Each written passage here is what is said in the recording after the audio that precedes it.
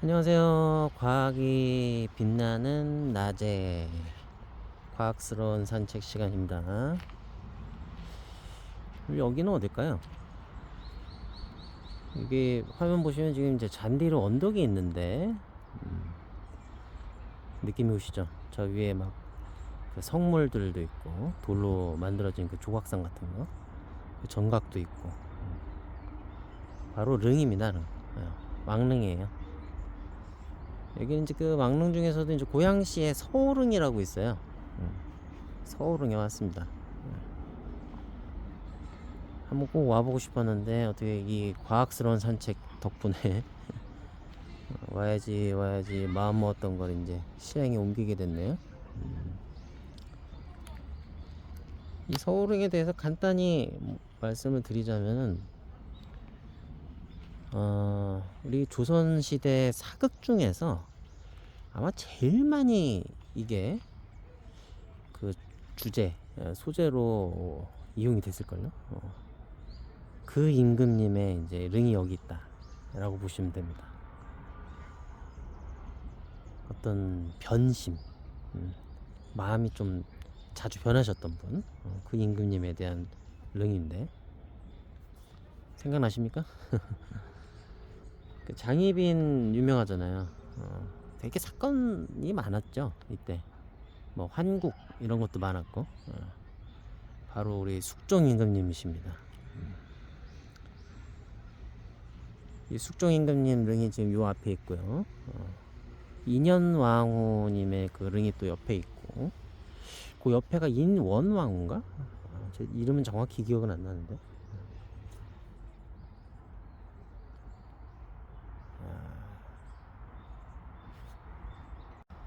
하여튼 우리 숙종 임금님은 근데 사실은 좀 이해를 할 수는 있긴 있어요. 그 마음이 변했던 그 변심의 이유들이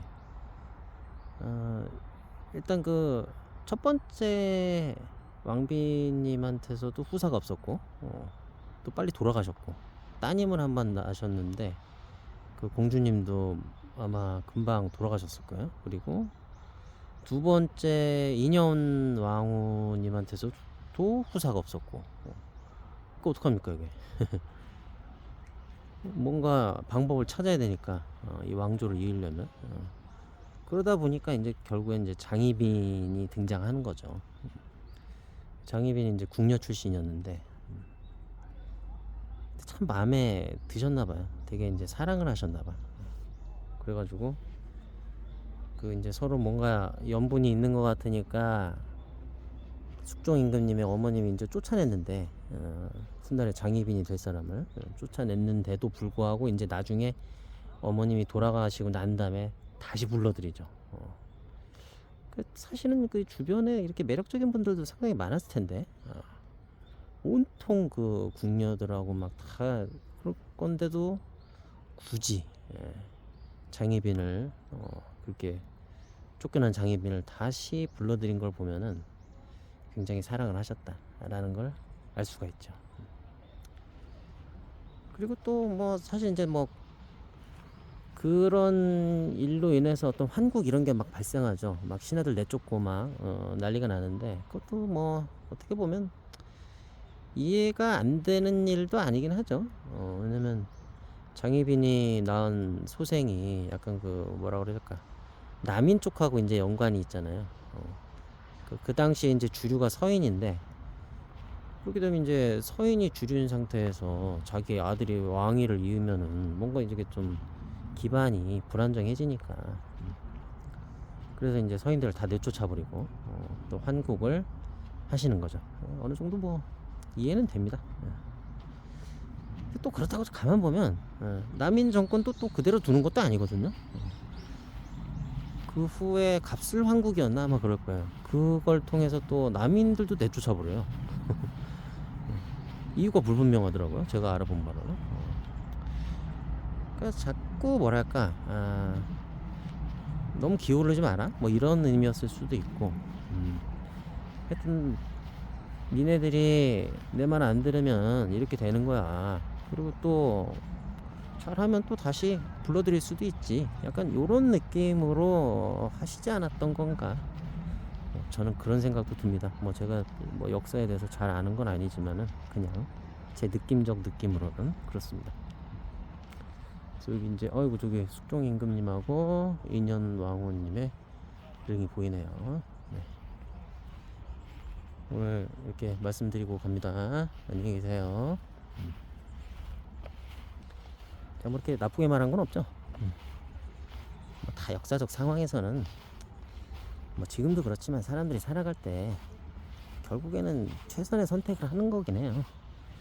그 상황에 대해서 뭐 왈가왈부 할 수는 있지만은 각자 나름에서는 그걸 정확히 할 수는 없어도 그 각자 나름의 어떤 심리 상태나 모든 걸 다 종합해 보면 결국에 본인으로서는 최선의 선택을 한 건데 그게 뭐 결과적으로는 뭐 아쉬운 부분이 있을 수도 있는 거죠. 네, 이렇게 해서 저희 나무들이 굉장히 멋지네요. 역시 릉은 다릅니다. 네.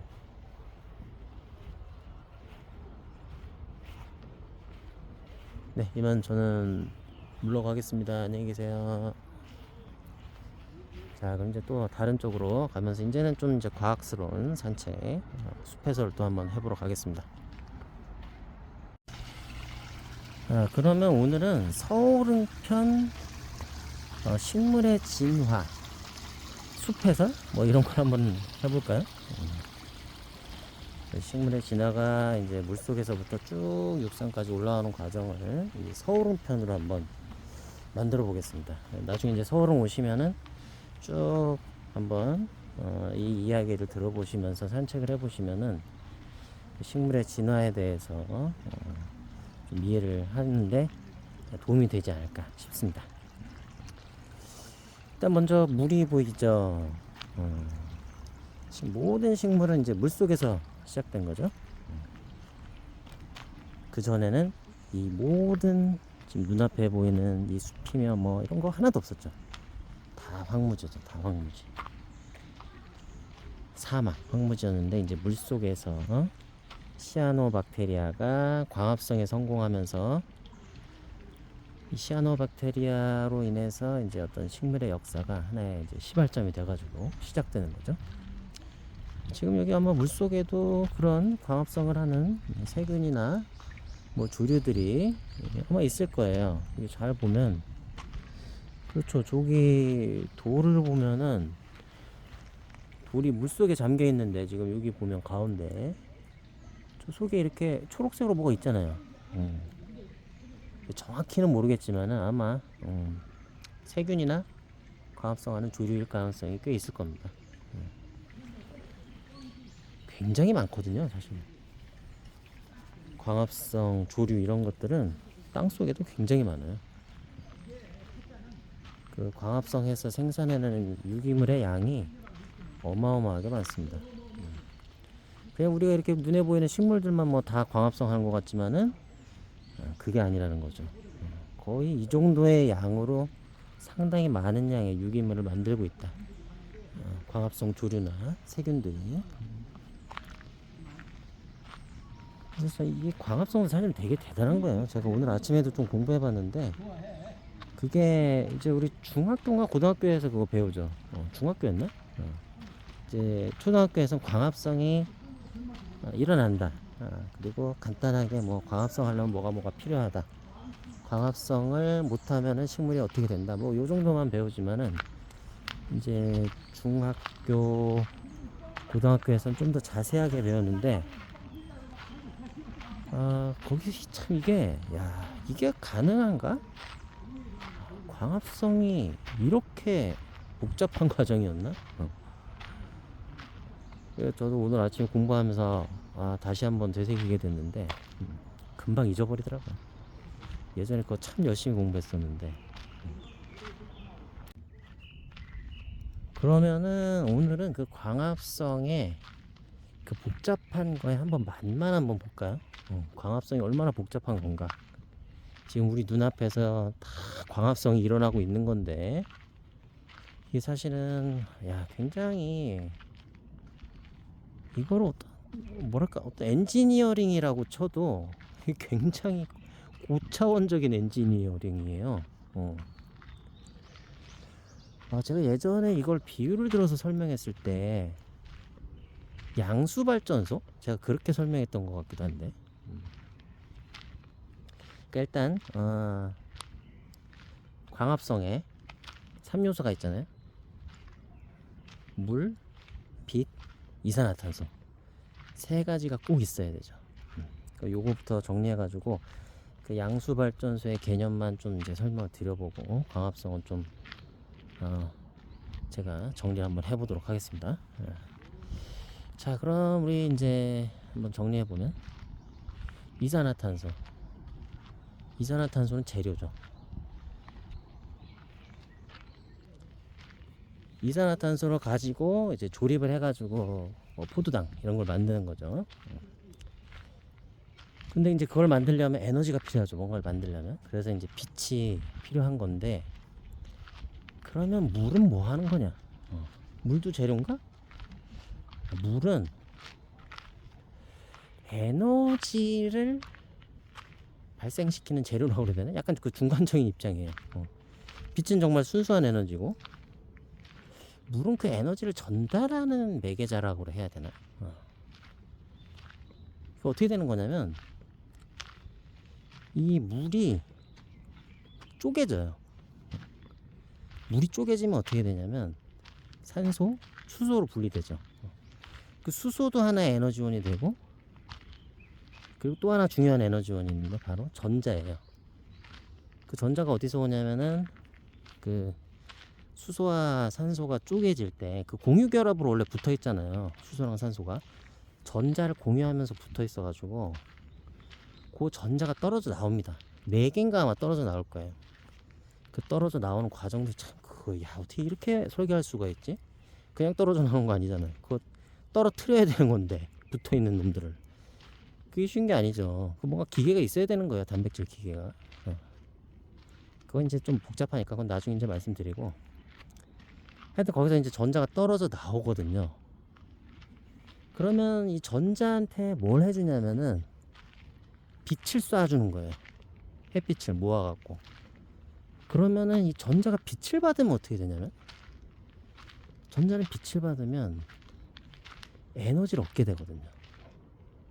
그러니까 우리가 그 예전에 중학교 때였나 그 전자 궤도를 배우면은 그 궤도에서 빛을 받으면 얘가 올라가요. 그 궤도를 위쪽으로. 그리고 이제 빛을 방출하면서 아래쪽으로 떨어지죠.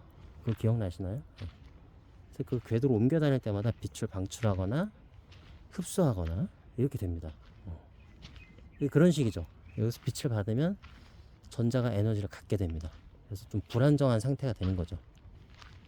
그리고 이렇게 불안정한 상태, 즉 에너지를 가진 상태에 전자를 가지고 뭐를 하는 거냐면은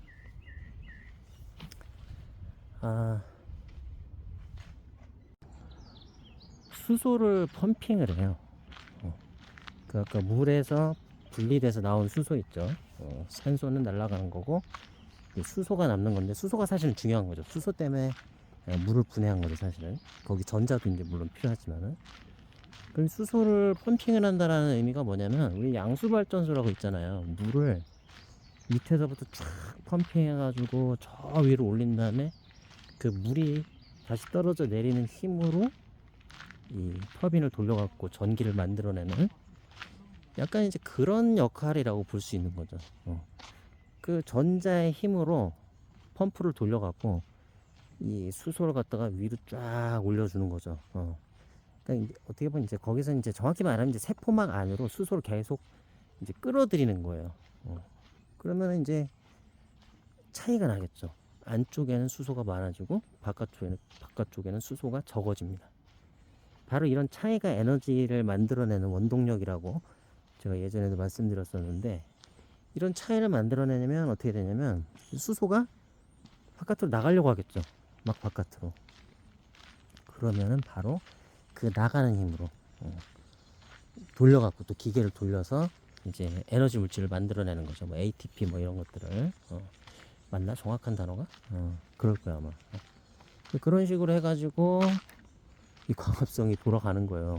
그럼 이제 그런 ATP 같은 그런 에너지 물질을 만들어내면 요걸 가지고 그 이산화탄소 같은 걸 이제 조립할 때 쓰는 거죠. 그래서 그걸 조립해가지고 광합성을 하는. 근데 이건 되게 사실 이거 되게 간단하게 말한 거예요. 되게 복잡합니다. 그 안에 보면은 아까도 말씀드렸듯이 그 전자를 물에서 끄집어내야 되잖아요. 그래야지 물이 분리가 되는 건데 수소랑 산소는 그거 어떻게 분리할 거예요? 그 분리하는 과정들도 다 있죠. 아마 전공이었나? 그 전자가 들어갈 수 있는 빈자리?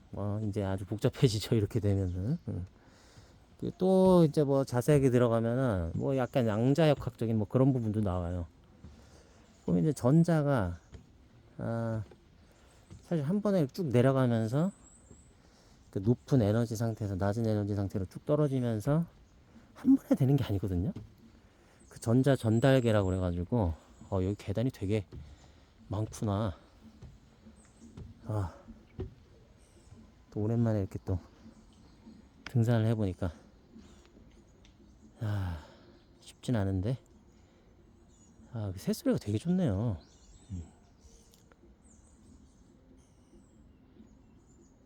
깊은 산이라 그런지 새소리가 또 다양해요. 저번에 제가 그 검단 둑실동에서 들려드렸던 그 새소리 있죠. 그것보다도 더 다양한 것 같은데요. 소리 좋다. 이거 참 한적하고 좋네요. 야, 진짜 산이 깊죠. 이 역시 북쪽으로 오니까 산도 더 많고, 그 강서구나 김포 이쪽은 산이 별로 없는데 있어도 좀 작고 얕고 그런데, 야, 저 나무들 보세요. 빽빽하죠. 네, 하여튼 뭐 어디까지 또 얘기했더라. 야, 계단이 참 많습니다. 하여튼 그 뭐 전공이라고 그래갖고 그 전자를 빼내는 그런 부분도 있고, 또 양자역학적으로 보면 그 전자전달계, 맞아, 전자전달계를 얘기했었구나. 전자가 한 번에 탁 가는 게 아니라 계단처럼 탁탁탁탁 내려가는데, 그 내려갈 때도 그 양자역학의 확률구름 약간 그런 요소들이 있어요. 그래서 그게 계단으로 탁탁탁탁 떨어지는 건데, 그것도 되게 정밀하게 만들어져야 돼요. 안 그러면은 잘 안 떨어지게 돼요. 그 설계가 되게 잘 돼야 되죠. 하여튼 되게 복잡하죠. 그런 얘기는 이제 나중에 좀 자세하게 제가 그림을 그리면서 한번 나중에 심화해서 설명을 또 드리겠습니다. 그래서 하여튼 이 광합성에 대해서 설명을 드렸죠. 광합성이 정말 보통 일이 아니다. 어마어마한 엔지니어링이 들어가는 일이다. 지금 그 일이 우리 눈앞에서 다 펼쳐지고 있는 겁니다. 그 펌프들이 막 돌아가고 있는 거예요. 어떻게 보면 이중 펌프라고 해야 되나? 전자 펌프가 있고, 전자 펌프로 양성자를 끌어올리고, 그다음 또 양성자가 쏟아져 내리면서 그 또 펌프가 또 돌아가죠. 양성자 펌프가. 그래서 에너지 물질을 만들어내고. 대단한 엔지니어링, 초 하이테크 엔지니어링의, 나노 엔지니어링의 결과를 보고 계십니다. 그래서 이제 그 시아노박테리아가 광합성을 성공했어요. 그리고 이제 땅 위로 올라오면은 뭐가 돼야 되느냐? 이끼, 그리고 또 고사리. 이끼는 이제 그 세 가지가 부족하다고 그때 말씀드렸었죠.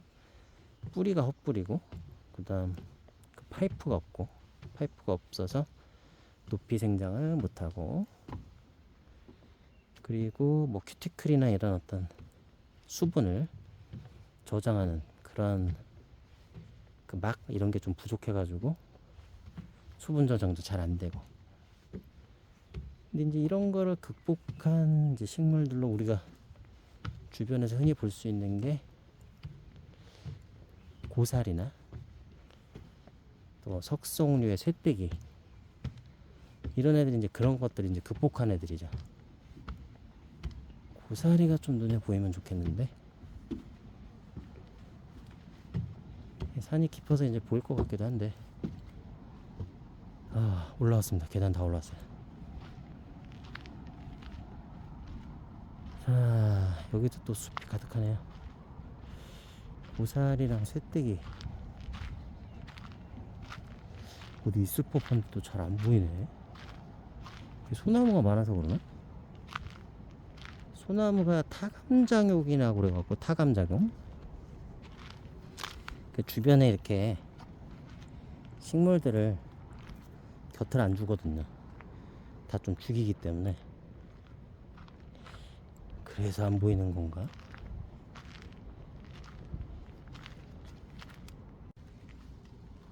그래도 어쨌든 여기 보면은 이 속시식물들 보세요. 이 이파리가 널찍널찍하니 크니까 이 바닥에서도 이 그늘 진 데서도 광합성하면서 잘 살잖아요. 근데 이 거시식물들 소나무들은 그냥 저 위까지 올라가야지 저 가느다란 그 바늘 같은 잎으로 간신히 이제 광합성 하는 거죠. 조금만 처지면 이제 죽는 거고, 저기 보면 이제 갈색으로 변해서 죽어가는 나무까지 보이시죠? 그만큼 예민한 거죠. 아무 데서나 적응을 잘하는 이 속시식물들. 비교가 딱 되네 여기서도.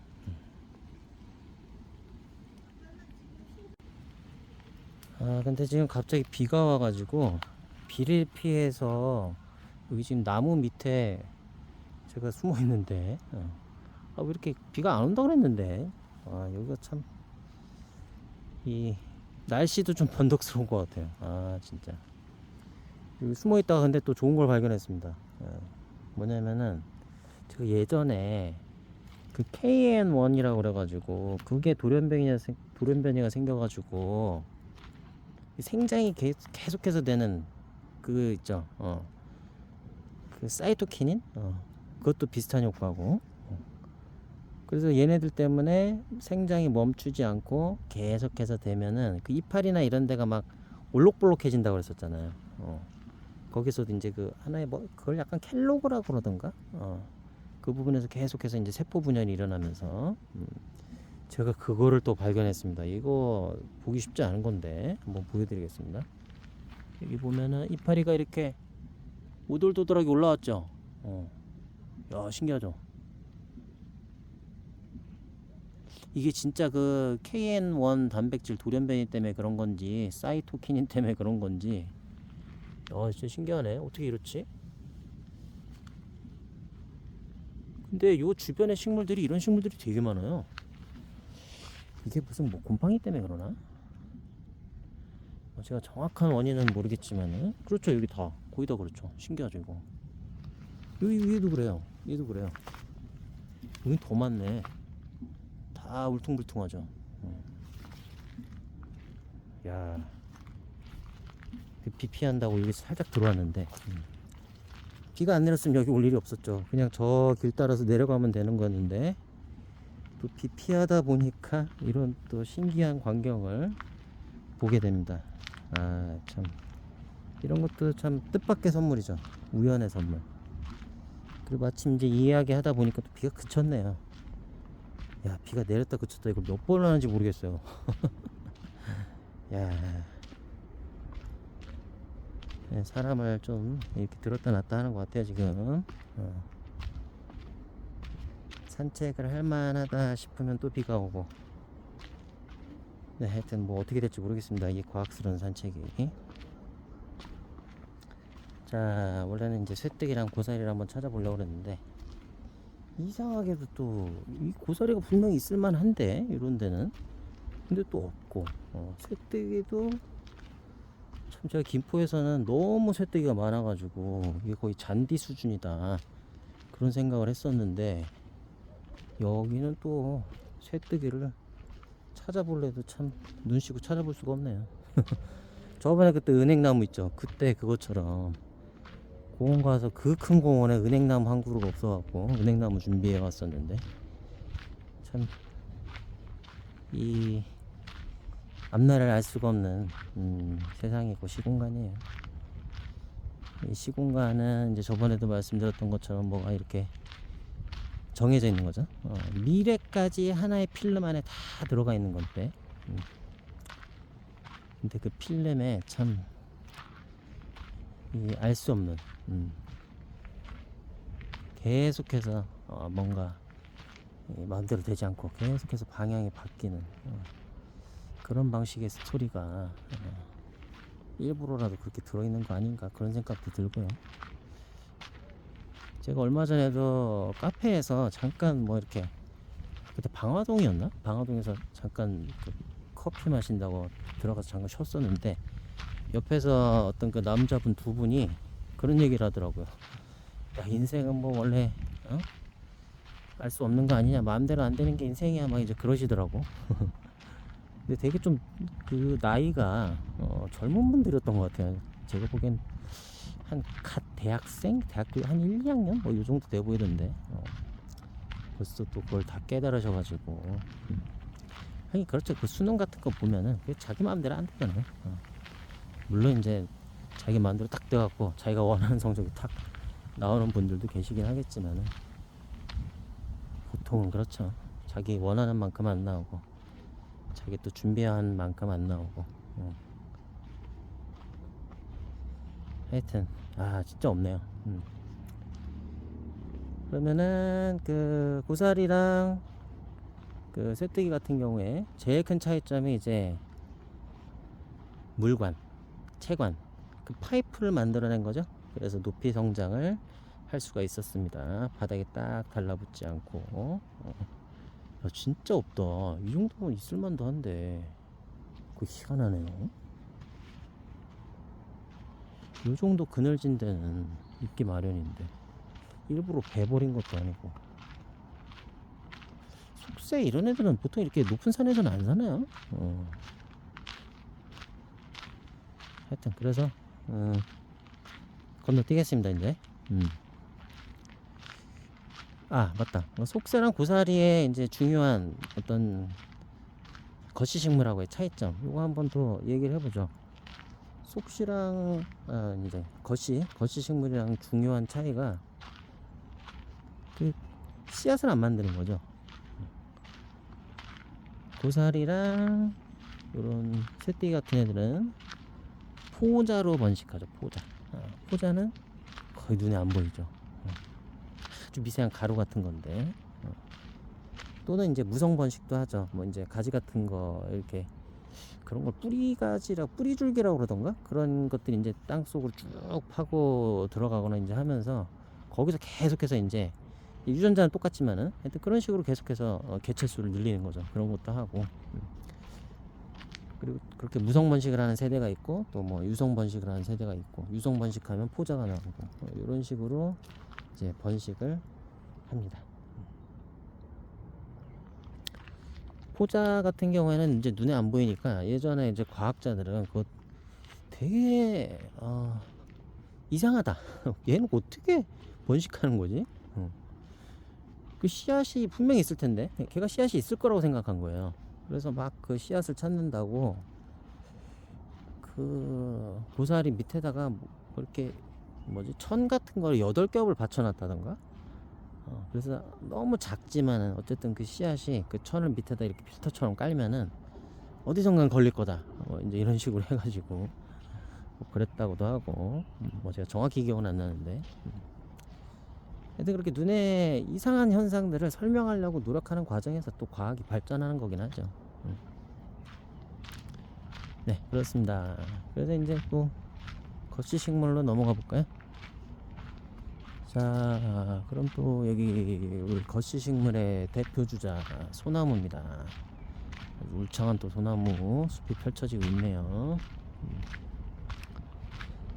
좋습니다. 이 소나무들은 이제 씨앗이 겉으로 드러나 있는 거고, 그리고 어떤 그 열매 조직 같은 게 없죠. 과육 이런 게 없으니까 동물들이 뭐 그렇게 얘를 갖다가 막 특별히 옮겨주고 잘 어떤 동물 유혹하는 그런 기능이 좀 떨어지는 거죠. 그렇다고 또 완전히 떨어지는 건 아니죠. 그리고 또 뭐가 부족했더라 얘는? 맞아요. 그 이 안에 물관이나 채관 이런 게 있긴 있는데 좀 성능이 떨어지죠. 저번에도 말씀드렸던 것처럼 그 속시식물은 진짜 파이프처럼 생겼는데 거의 이제 일직선을 쫙 뚫려갖고 파이프처럼 쫙 올라가는데 고속도로인데 요 거시식물들은 그렇게 안 돼 있고 좀 얼기설기 그 세포들 속을 비우긴 비웠는데 그리고 비운 다음에 세포들을 막 이제 구멍을 뚫어가지고 그것들 가지고 이제 파이프 비슷하게 만들긴 한 건데 그 수많은 구멍들 사이로 계속해서 왔다리 갔다리 왔다리 갔다리 하면서 이제 물이 올라가니까 아무래도 좀 느리고 적응이 잘 안 되는 거죠.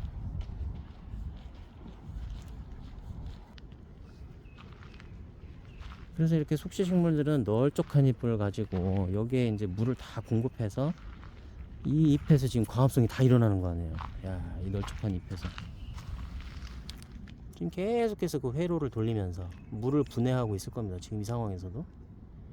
그래서 전자를 뜯어내고 수소를 뜯어내 가지고 펌프를 두 가지 펌프를 돌리고 있는 거죠. 지금 이 이파리에서 물을 아주 빠른 속도로 공급해 가지고. 그런데 이 거시식물들은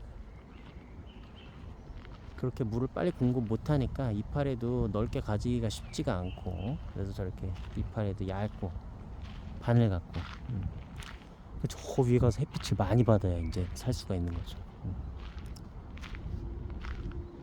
속시식물들은 이렇게 효율이 좋아가지고 땅바닥에서도 이렇게 잘 사는데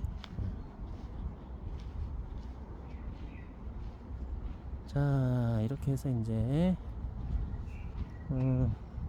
속시식물? 속시식물 아 맞다 은행나무 은행나무 아까 오다 보니까 큰 거 하나 있었는데 그 은행나무도 이제 거시식물이죠. 걔는 이제 좀 특하긴 한데 걔는 또 거시식물 중에서도 약간 선두주자라고 그래야 되나? 조금 더 그 앞쪽에 개척자적인 포지션 그거에 어떤 사례로서 제가 말씀드렸던 게 맞아요. 그 정자한테 꼬리가 있다. 이런 소나무나 이런 애들은 그 정자한테 꼬리가 없거든요. 그냥 그 암술에 가서 딱 달라붙었던 꽃가루가 그럼 거기서 이제 탁 나와가지고 그 관이 생기죠. 그래서 그 관으로 쏙 이제 내려가는 건데 근데 은행나무 같은 경우에는 그 정자에 꼬리가 있어가지고 얘가 헤엄쳐서 가죠. 난자한테. 그래서 그 은행나무 그 암꽃 거기를 보면은 그 액 같은 게 나와요. 그래서 이제 그 액에 그 정자 그 꽃가루 같은 게 탁 붙어갖고 거기서부터 이제 헤엄쳐서 가는 거죠. 그래서 제가 알기로는 되게 오래 걸렸던 것 같아요. 그 난자에 가서 수정하는데 몇 개월이 걸렸다던가? 이게 되게 좀 시스템이 효율이 떨어지죠. 아무래도 좀 선구자다 보니까. 그래서 그리고 또 이제 문제는 뭐였냐면은 그 은행나무 열매를 좋아하는 애들이 없어. 동물들이 얘를 옮겨주질 않죠. 사람만 갖다 심을 수 있다. 이제 이런 얘기들을 해드렸었습니다. 자, 근데 제가 거의 다 여기를 내려와가지고 고사리를 발견했어요. 야, 앙증맞은 좀 작은 고사리들이 여기 다 이렇게 피어있네요. 예쁘다. 오늘따라 더 예뻐 보이네요. 찾기 힘들어서 그런지. 얘네들도 이제 물관이 그렇게 발달하진 못했죠. 속시식물처럼. 고사리들을 보고 계십니다. 왠지 이 근처에 쇠뜨기도 있을 것 같기도 한데. 옛날엔 이 고사리들이 굉장히 이제 높이 자랐었죠. 석탄기에 거대한 숲을 이뤘던. 그래서 저 고사리에 관한 이제 제가 이야기를 또 읽었었는데 고사리랑 뭐 쇠뜨기 같은 이런 나무들 큰 나무들이 사실 그렇게 튼튼한 지금 우리가 보는 이런 나무 형태는 아니었대요. 그래가지고 얘네들이 어떻게 되냐면은 이제 빨리 자라요. 튼튼한 조직은 아니래갖고 안에가 비어 있었다던가 정확하진 않은데 빨리 자라는 거예요. 한꺼번에 쫙 자라는 거예요. 그래서 엄청난 숲을 만들어내요. 그리고 얘네들이 이제 그 포자를 만들어내는 거죠. 그럼 포자를 만들어내면 더 이상 거기서 살 필요가 없는 거야. 나 번식 다 끝났어. 예, 그래가지고 그 나무가 더 이상 이제 버티지 못하는 거예요. 그래서 다 쓰러져 나가는 거죠. 막 팍팍팍팍팍팍 막 쓰러져 나가면서 거대한 숲이 한 번에 몰살을 하는. 그러니까 한 번에 다 쫙 절하고 한 번에 그 포자들을 쫙 교환하면서 이제 그 유성생식이 이루어지는 거고. 제가 이제 어제도 그 말씀 드렸었잖아요. 그 벚꽃 약간 그런 느낌인 거야. 한 번에 쫙 올라가고 아주 빠른 속도로, 그리고 또 한 번에 쫙 유성생식 다 한 다음에 나는 이제 목적을 이뤘으니까 이제 끝 해가지고 다 쓰러져 나가고. 야, 그러면 그 숲이 그 무너져가는 그 모습도 또 좀 약간 파괴적이긴 하지만 좀 되게 장관이지 않았을까요? 막 쾅쾅 막 펑펑 하면서 막 나무들이 촥촥 쓰러지고, 그 하나만 쓰러지는 것도 아니고 다 같이 자라나가지고 다 같이 하니까 막 여기저기서 막 서로 뒤엉켜갖고 막 쓰러지고 난리가 났을 것 같아요. 어. 그래서 어떻게 보면 그 석탄기에 석탄이 그렇게 많이 매장이 된 건 아닌가. 제가 또 그 책을 보다 보니까 그 곰팡이가 리그닌을 분해를 못했다, 그래서 이렇게 나무들이 쫙 쌓인 거다, 그것도 확실한 뭐 그런 건 아니래요. 가설이잖아요. 제 생각에 또 그래서 그런 게 또 한꺼번에 그렇게 다 막 몰살이 되니까 그거 언제 다 분해를 해. 그래서 쌓인 건 아닌가? 그런 생각도 좀 들더라고요. 그래서 이렇게 서울흥에 와서 이렇게 과학스러운 산책을 했습니다. 별별 이야기를 다 했네요. 자, 그러면 오늘은 이따가 또 어디서 맛있는 걸 먹으면서 또 우리 과학이 빛나는 밤에 과비밤 회식을 해볼까요? 저번에 말씀드렸던 그 냉면집 있죠? 제가 예전에도 한번 이거 말했던 것 같기도 한데 김포에, 김포 본동에 가면 그 청수면옥이라고 있어요. 거기 칡냉면이 되게 맛있거든요. 지금이 이제 딱 철이에요. 지금 이제 가면은 사람이 이제 미어 터지죠, 거기는. 청수면옥 가서 제가 정말 그 칡냉면 좋아하거든요. 그 얼음이 떠 있는 그 국물, 얼음 조각들이 싹 떠 있는 그 시원한 국물을 딱 한 입 먹었을 때 처음에, 와, 그때 그 약간의 그 감칠맛과 그 차가운 냉기가 입안에 싹 돌 때, 정말, 야, 좋죠. 천국이 딸이 없다. 그 생각도 들기도 하는데. 네, 그래서 잠시 뒤에 우리 청수면옥, 김포본동 청수면옥에서 뵙도록 하겠습니다.